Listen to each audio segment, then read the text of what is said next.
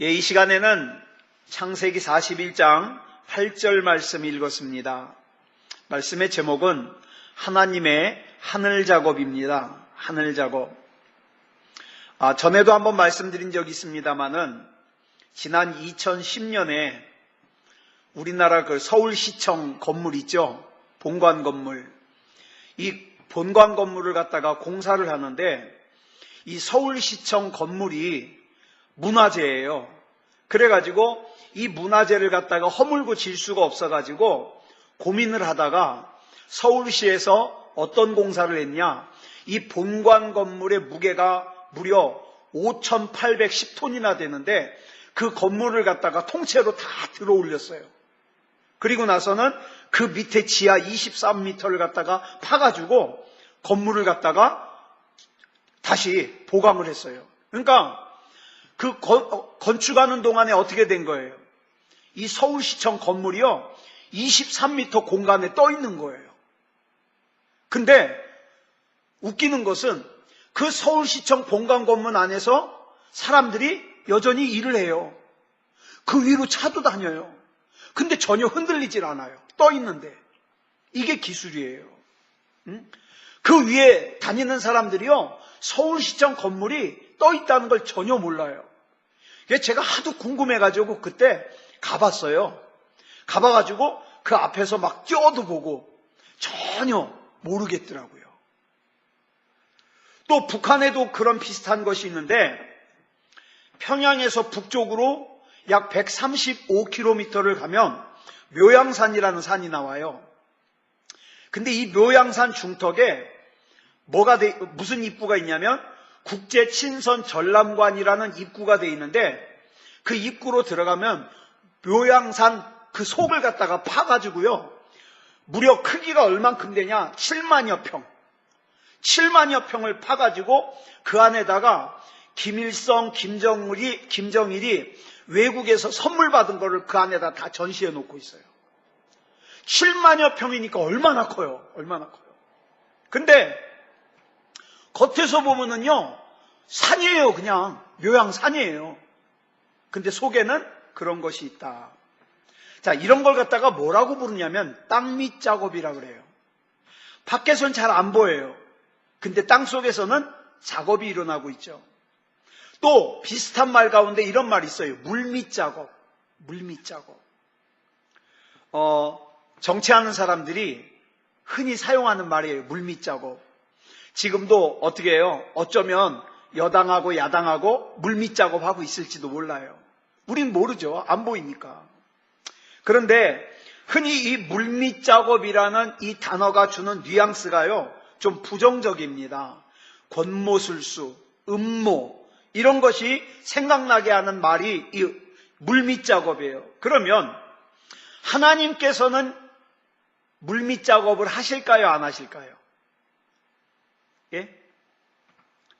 하나님은 물밑 작업을 하실까요? 안 하실까요? 하십니다. 하셔요. 하나님께서는 우리를 위해서 물밑 작업을 하셔요. 근데 이 물밑 작업이라는 단어가 주는 느낌이 아주 안 좋으니까 이걸 다른 말로, 다른 단어로 한번 이름을 지어볼까 그랬는데 하나님께서는 하늘에서 작업을 하시니까 어때요? 그래서 오늘 말씀의 제목을 하나님의 하늘 작업이라고 불렀어요. 하늘 작업. 하박국 선지자가 하나님께서 하늘에서 작업을 하고 계시다는 걸 깨닫고 나서는 하박국 3장 2절에서 이렇게 고백을 합니다. 우리 같이 읽겠습니다. 시작.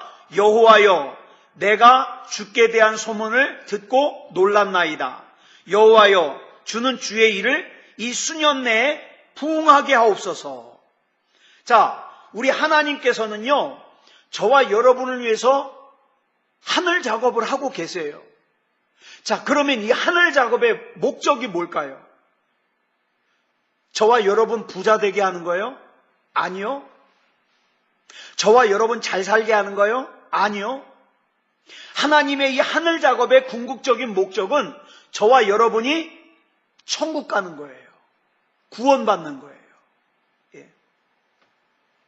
근데 이 하나님의 하늘 작업이 펼쳐지는 전형적인 모습이 오늘 본문에 나와요. 하루는 애굽의 왕 바로가 꿈을 꿨어요. 나일 강가에 산책을 나갔는데 아주 아름답게 생긴 살진 토실토실한 암소가 7마리가 나타났어요.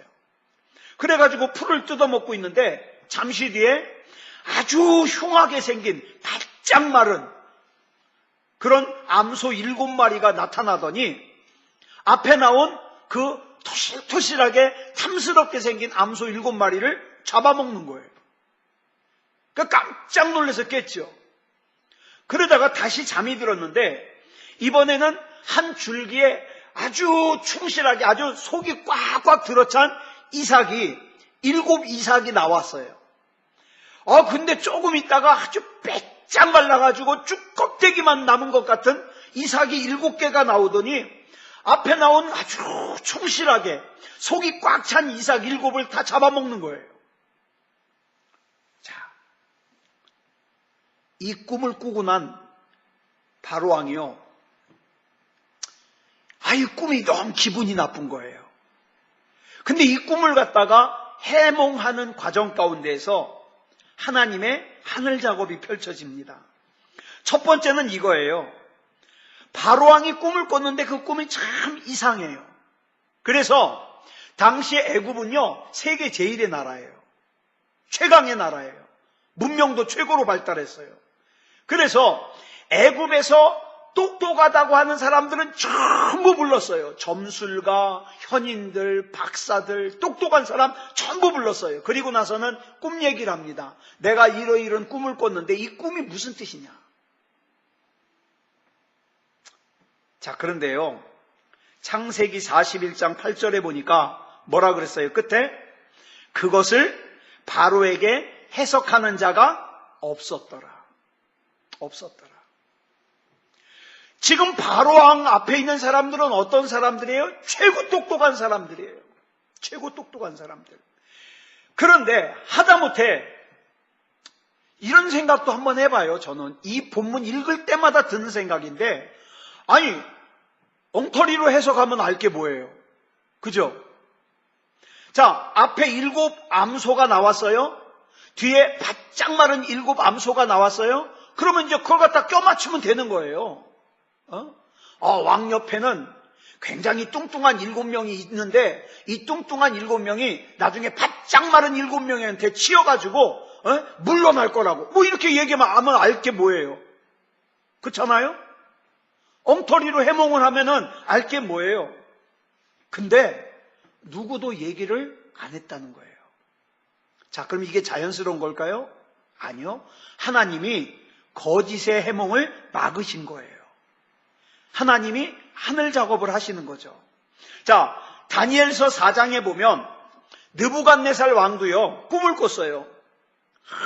꿈에 이제 그 꿈 얘기도 긴데, 하여튼 다리는 진흙이고 뭐 쭉쭉쭉 됐는데 어디서 돌이 하나가 굴러오더니 팍 치더니 다 깨져버린 그런 꿈을 꿨어요. 자, 그런데 문제는 이 느부갓네살 왕은요, 자기가 무슨 꿈을 꿨는지도 까먹어 버렸어요. 그래가지고 술객들, 점쟁이, 술사들을 불러가지고 뭐라고 명령했냐? 내가 무슨 꿈을 꿨는지 맞춰라.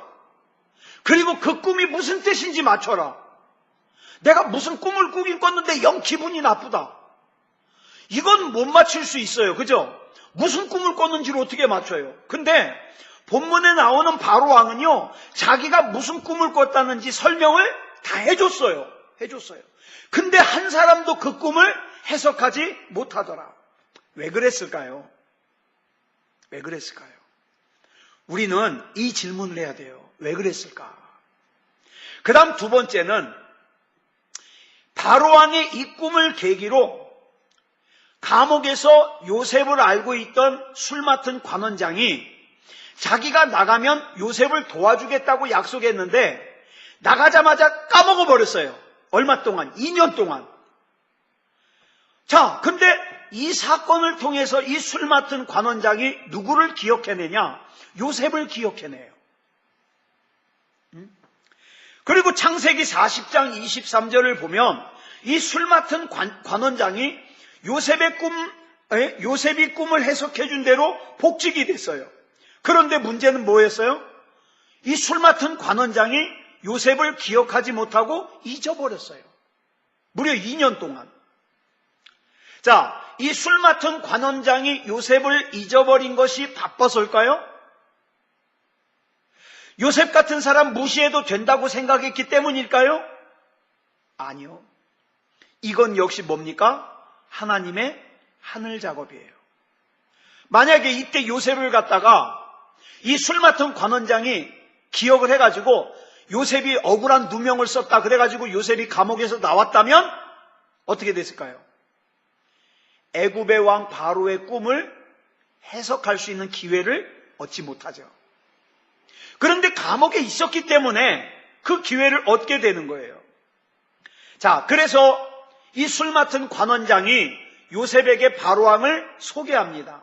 자, 그렇다면 이 모든 것들을 우리는 뭐라고 설명해야 될까? 하나님의 하늘 작업이에요.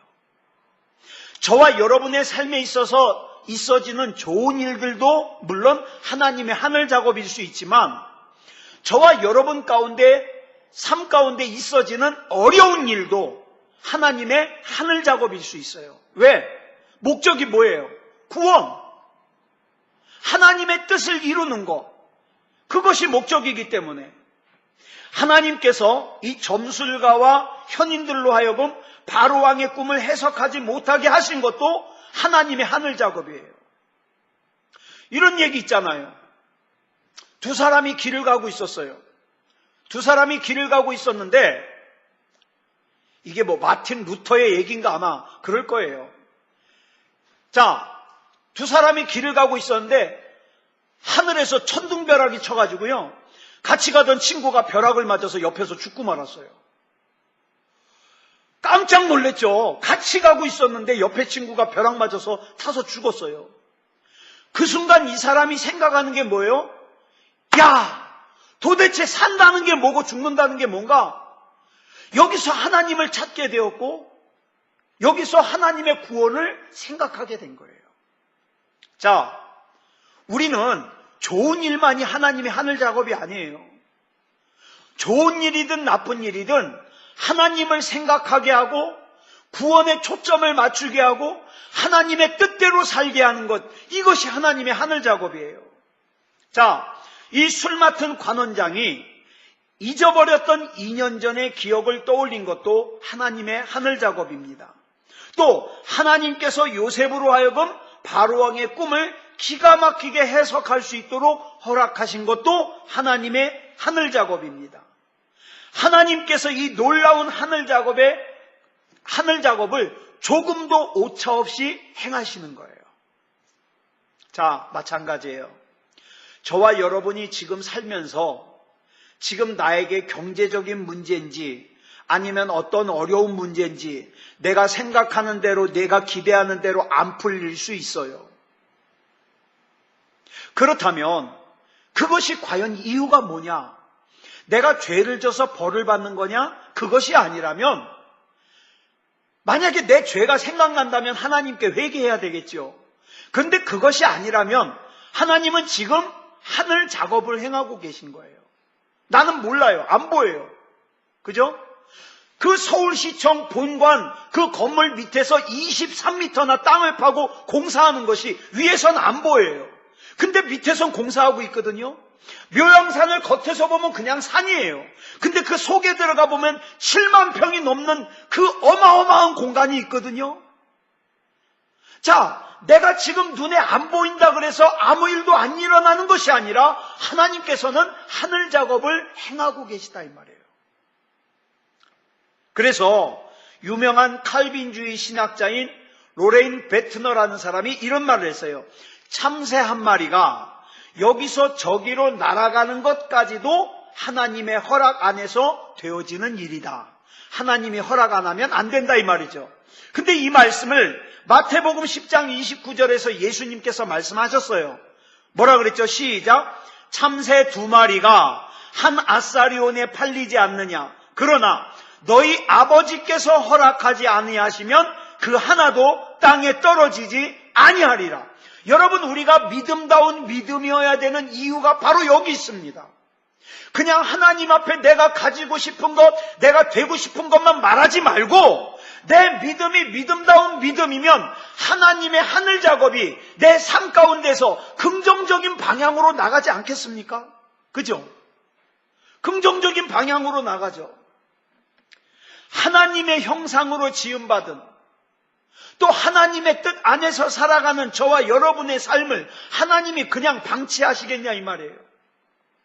저는 성경을 볼 때 왜 하나님께서 아브라함을 그토록 오래 기다리게 하셨는지, 또 왜 하나님께서 다윗을 사울왕에게 10년 동안이나 쫓겨서 도망다니게 하셨는지 저는 그 이유 정확하게 모르겠어요. 그냥 무슨 이유가 있겠지 이렇게 생각해요. 그런데 한 가지 분명한 건 있어요. 아브라함이, 다윗이 하나님 앞에서 하나님을 향한 신뢰를 거두지 않았더니, 하나님의 뜻이 있을 거라고 믿고 하나님을 신뢰하고 믿음으로 살았더니 하나님께서 마침내 때가 되니까 어떻게 해요? 아브라함을 세워주시고 다윗을 세워주시더라. 만약에 아브라함이 하나님, 내가 그렇게 하나님을 믿었는데 이게 뭡니까? 그러면서 원망하고 떠나갔더라면 믿음의 조상이 될 수 없죠.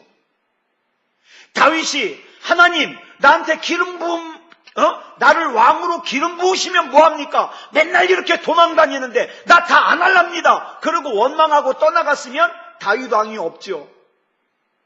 그런데 끝까지 하나님을 신뢰하고 믿음으로 기다렸더니 마침내 하나님의 그 하늘 작업이 완성되더라는 거예요. 완성되더라. 그런데 사람들이요, 이걸 못 기다려요. 조금 기다리다 자기 마음대로 안 되면 하나님을 향한 신뢰를 거둬버려요. 예배를 무시해버려요. 기도를 무시해버려요. 자기 소견에 옳은 대로 살아버려요. 그러니 하나님의 하늘 작업이 완성될 수가 없는 거예요. 왜? 하나님의 이 하늘 작업은 반드시 믿음이어야 완성될 수 있고 하나님을 신뢰해야 완성될 수 있거든요. 오늘 본문에서 하나님의 하늘 작업의 대상은 요셉입니다. 그러면 도대체 요셉이 뭘 했기에, 요셉이 어떤 사람이기에 하나님께서 요셉을 위하여 하나님께서 애굽의 왕 바로를 움직이면서까지 이 거대한 하늘 작업을 완성하신 걸까? 요셉은 지금 감옥에 있어요. 그런데 어느 날 그 감옥에 두 사람이 들어왔어요. 한 사람은 술 맡은 관원장이고 한 사람은 떡 맡은 관원장이에요. 그런데 어느 날 창세기 40장 6절을 보니까 요셉이 뭘 발견하느냐? 같이 읽어보겠습니다. 시작. 아침에 요셉이 들어가 보니 그들에게 근심의 빛이 있는지라. 자, 요셉이 뭘 봤어요? 그 새로 들어온 사람들 얼굴에 근심의 빛이 있는 걸 봤어요. 더 중요한 건 7절이에요. 요셉이 근심의 빛이 있는 사람들 앞에서 어떤 반응을 보이는가? 같이 읽겠습니다. 시작. 요셉이 그 주인의 집에 자기와 함께 갇힌 바로의 신하들에게 묻되 어찌하여 오늘 당신들의 얼굴에 근심의 빛이 있나이까? 요셉이 지금 어떤 상황이냐면 자기도 지금 형들에 의해서 팔려와가지고 11년 동안 종살이 했어요. 그리고 지금 억울한 누명을 쓰고 감옥에 들어왔어요. 우리가 이걸 뭐라 그래요? 자기 코가 석자다. 지금 자기가 누구 걱정해 줄 입장이에요? 아니에요. 근데 이 감옥은요, 신학자들이 말하기를 지하 감옥이래요. 지하 감옥. 그러니까 이 지하 감옥은요, 햇빛도 들지 않아요. 겨우겨우 횃불에 의지해서 볼 수 있어요. 그러니까 그런 지하 감옥에 아침이면 뭐가 다르겠어요? 그냥 답답하죠. 근데 그런 열악한 상황 속에서도 술 맡은 관원장과 떡 맡은 관원장의 얼굴을 보면서 그 얼굴에서 근심의 빛이 있는 것을 발견할 수 있는 것. 사실 요셉은 못 본 척하고 지나가도 상관없어요. 왜? 자기 코가 석자니까. 근데 요셉이 이 사람들의 얼굴에서 근심의 빛을 발견하고는 거기서 그치지 않고 어떻게 합니까? 반응을 보입니다. 무슨 일이 있습니까?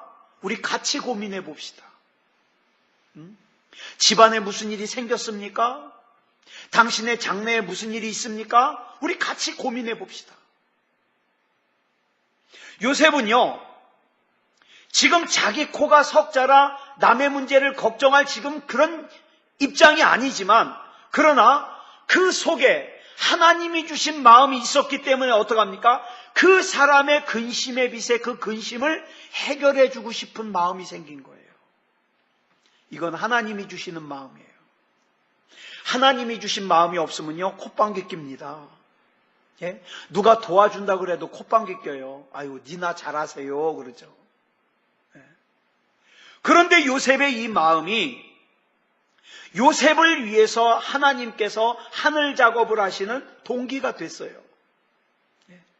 왜냐하면 여기서부터 어떻게 이어져요? 술 맡은 관원장으로 이어지고 그 다음에 애굽의 왕 바로의 꿈을 해석하는 걸로 이어지기 때문에. 사랑하는 여러분, 지금 저와 여러분 앞에 하나님께서 참 보잘것없는 일을 맡겨주셨다 할지라도 그 보잘것없고 작은 일에 충실했을 때 결국에는 이것이 하나님의 하늘 작업의 시작이 된다 이 말이에요. 시작이 된다. 그렇다면 자, 하나님께서 지금 내 곁에 두신 사람들 한번 돌아보겠습니다. 그 사람들의 아픔, 가족이 누구 아픈지, 경제적으로 어려운지, 앞날이 막혀가지고 답답한지, 죽음을 생각하는지, 그렇죠? 저는 예전에 신문 기사에서 봤던 이 내용을요, 참 잊어버릴 수가 없어요. 어떤 아이가 그때도 수능이었던 것 같아요. 수능 시험 정확한지는 못하겠는데 어떤 학생이요, 자기 장래에 대해서 굉장히 낙심이 돼가지고 자살을 결심합니다. 그리고 자살을 해요. 자살을 하는데 나중에 경찰이 이 발자취를 갖다가 쭉 따라가 보니까 이 아이가요, 처음에 옥상에 가서 자살을 하려고 했다가 마음을 돌려요.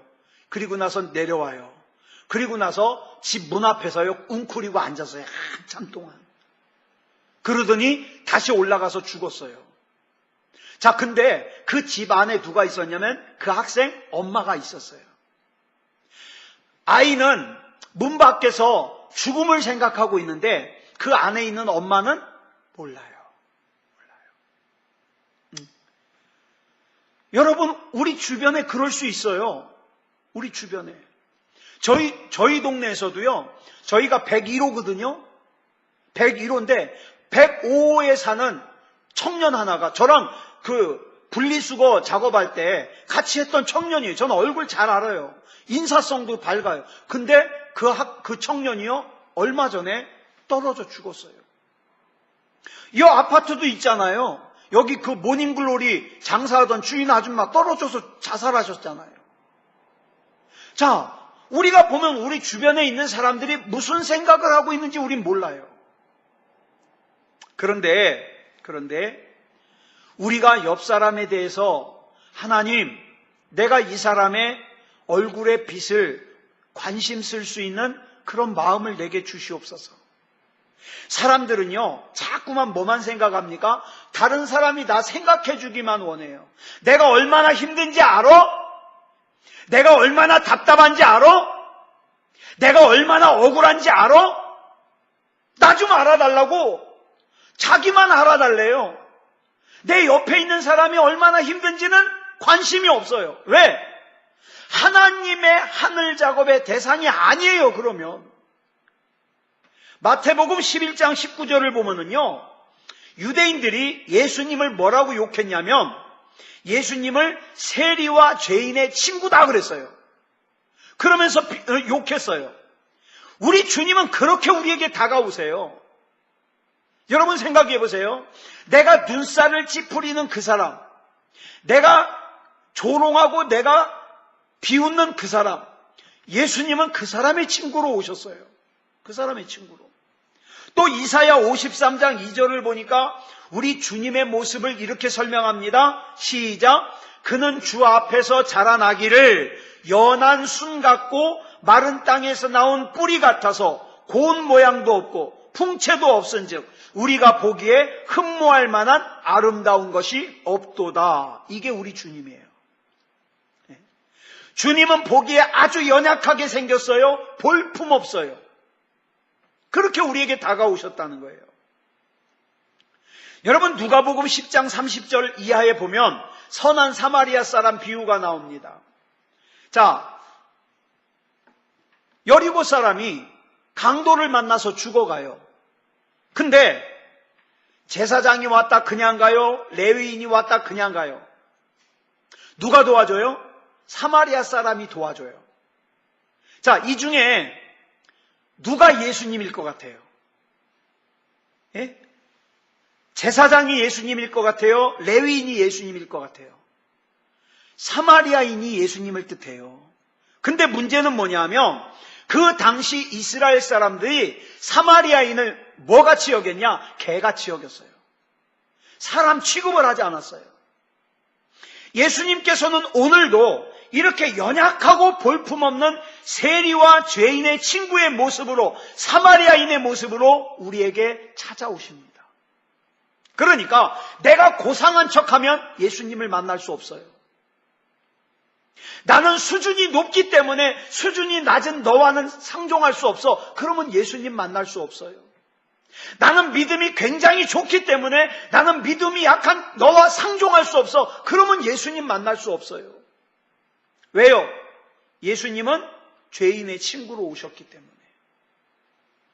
그래서 예수님께서 마태복음 25장 40절에서 이렇게 말씀하셔요. 같이 읽겠습니다. 시작. 여기 내 형제 중에 지극히 작은 자 하나에게 한 것이 곧 내게 한 것이니라. 우리 주님께서는요, 지극히 작은 자와 예수님 자신을 동일시하십니다. 지극히 작은 자와. 자, 우리가 힘든 일이 있을 수 있어요. 근데 왜 사람들은 나 힘든 거 안 알아주지? 왜 내가 이렇게 답답한 거 안 알아주지? 아니요. 내 옆에는 더 답답한 사람이 있어요. 제가 아주 오래전에 봤던 건데 1995년 10월에요. 한 가정에 쌍둥이 자매가 태어났어요. 두 아이는요, 몸무게가 1kg도 잘 안 됐어요. 위험하죠. 그래서 이 두 아이를 갖다가 인큐베이터 안에다가 넣어서 기르게 됐는데 큰 아이의 이름이 카일이에요. 카일이. 동생이 브리엘. 근데 큰 아이 카일이는 괜찮은데 이 브리엘이요 자꾸 위험해요. 위독해요. 숨을 잘 못 쉬어요. 그래서 의사들이 둘째 이 브리엘을 갖다가 포기하려고 그래요. 둘째는 살리기가 힘들겠다고. 근데 한 간호사가 무슨 생각을 했냐면 우리 그러면 두 아이를 같이 넣죠. 인큐베이터 안에다가 함께 넣죠. 그랬더니요, 놀라운 일이 생겼어요. 그게 동영상에 있어요. 지금도 찾아보면 아마 있을 거예요. 이 인큐베이터 안에 막 넣은 신생아가요, 그 건강한 아이 카일이가요, 그 깐난 애기가 뭐 알아요? 근데 이 카일이가요, 브리엘을 같이 넣는데 그 브리엘을 갖다가 안아주는 거예요, 이렇게. 그 깐난 아기가. 근데요, 놀라운 일이 생긴 거예요. 그 전까지 이게 심장 박동이 부정확하고 금방 죽을 것 같던 애가요, 정상으로 돌아오는 거예요. 정상으로. 자, 이 인터넷에 이 동영상 이름이 생명을 구하는 포옹이라는 제목으로 한동안 많이 돌아다녔어요. 자, 혼자 살 수 없는데 같이 사니까 나도 살고 너도 산다. 여러분, 우리에게는 이런 포옹이 필요하죠. 근데 마태복음 5장 7절을 보니까 이 포옹을 뭐라고 설명하냐? 긍휼이라고 설명하고 있어요. 긍휼. 자, 마태복음 5장 7절 우리 같이 볼까요? 시작. 긍휼히 여기는 자는 복이 있나니 그들이 긍휼히 여김을 받을 것이며. 포옹을 하는 자는 복이 있나니 하나님의 포옹을 받을 것이다. 요즘에 사람들이요 굉장히 예민해졌어요. 페이스북을 보면은요, 하여튼 이 박정희 대통령이 박근혜 대통령과 여당을 갖다가 지지하는 사람들은요, 뭔 기사가 나와도 무조건 대통령 편이에요. 반대로 야당 편은요, 뭐가 나와도 뭐 조금만 나와도 만들어내요. 예. 자, 이런 살벌한 세상에 우리가 살고 있어요. 내일이 또 걱정이에요. 내일 또 이번에는 박근혜 대통령을 사랑하는 모임이라고 박사모라 이 모임들이요 또 몇만 명이 또 나올 것 같은데 아무래도 싸움이 붙을 것 같아요. 내일은 폭력 시위가 될 것 같은 느낌이 들어요. 예. 그래서 참 조심스러운데, 자, 이런 때 어떻게 해야 되겠습니까? 지금요 포옹을 받기를 원하는 사람들은 많은데 포옹을 해줄 사람이 없어요. 포옹을. 자, 오늘 저와 여러분이 이 포옹을 해주는 사람이 됐으면 좋겠습니다. 위에서 기도해주고, 하나님, 답답한 사람들, 또 힘든 사람들, 또 억울함을 느끼는 사람들, 속상한 사람들, 어려운 사람들, 하나님이 붙잡아 주세요. 누가 이렇게 기도하겠어요? 누가? 기억하십시오. 긍휼히 여기는 자가 긍휼히 여김을 받습니다. 사랑하는 사람이 사랑을 받습니다. 포옹해 주는 사람이 포옹을 받습니다. 예. 이런 사람을 통하여 하나님께서 하늘 작업을 이루십니다. 하나님께서요, 저와 여러분에게도 하늘 작업하고 싶어요. 하늘 작업하고 싶은데 조금 기도하다가 그거 참지 못하고 불신하고, 또 조금 하나님 의지하다가 또 세상으로 뛰쳐나가 버리고, 그러면 하늘 작업이 이루어질 수가 없어요. 끝까지 하나님을 신뢰하고 저와 여러분의 삶에 하늘 작업이 이루어지는 그런 저와 여러분이 되기를 그리스도 예수님의 이름으로 축복합니다. 기도하겠습니다. 사랑의 아버지 하나님, 은혜를 감사합니다. 오늘 이 시간 우리 하나님의 은혜 가운데 하나님의 하늘 작업을 살폈습니다. 하나님은 우리를 위해서 지금도 작업하고 계심을 믿습니다. 내 눈엔 보이지 않지만, 내 귀에는 들리지 않지만, 내 손에는 잡히지 않지만, 때로는 내가 기대하는 것과 전혀 다른 상황이 펼쳐지지만 하나님께서는 마침내 하나님의 때에 그 하나님의 하늘 작업을 완성하심을 믿습니다. 원망하지 말게 하시고, 불신앙하지 말게 하시고, 답답해하지 말게 하시고, 하나님의 때를, 하나님의 역사하심을 기다릴 수 있게 하여 주시옵소서. 지금 우리나라가 많이 혼란스럽습니다. 사랑의 아버지 하나님, 도대체 뭐가 진리이고 뭐가 거짓인지 분간도 안 될 지경입니다. 사랑의 아버지 하나님, 이 나라 이 민족의 질서를 허락해 주시옵소서. 바르게 될 수 있도록 인도해 주시옵소서. 아버지 하나님이여, 거짓은 드러내어 아버지 하나님이여 수술될 수 있게 하여 주시고, 아버지 하나님이여, 그 안에 미움과 증오가 가득 차 있는 이 모든 상황이 하나님의 은혜 가운데 사랑으로 회복될 수 있게 하여 주시옵소서. 내일은 또 이 나라 아버지 하나님이여, 서울 한복판에서 또 시위가 있습니다. 아버지 하나님이여, 아무래도 폭력 시위가 될 것 같은데 하나님께서 지켜주시옵소서. 사랑의 아버지 하나님, 붙잡아 주심으로 말미암아 하나님의 온전하신 뜻이 이루어질 수 있게 하여 주시옵소서. 아버지 하나님, 우리 가정에도 문제들이 있습니다. 이 문제들을 해결해 감에 있어서 때로는 내가 생각한 것, 내가 기대한 것대로 진행되지 않아서 힘들 수도 있지만, 그러나 하나님을 끝까지 신뢰하게 하시고 하나님의 하늘 작업이 이루어짐을 의심하지 말게 하여 주시옵소서. 끝까지 믿음이게 하여 주시옵소서. 우리 하나님께서 붙잡아 주실 줄 믿사오며 그리스도 예수님의 이름으로 간절히 기도드려 싸움나이다. 아멘.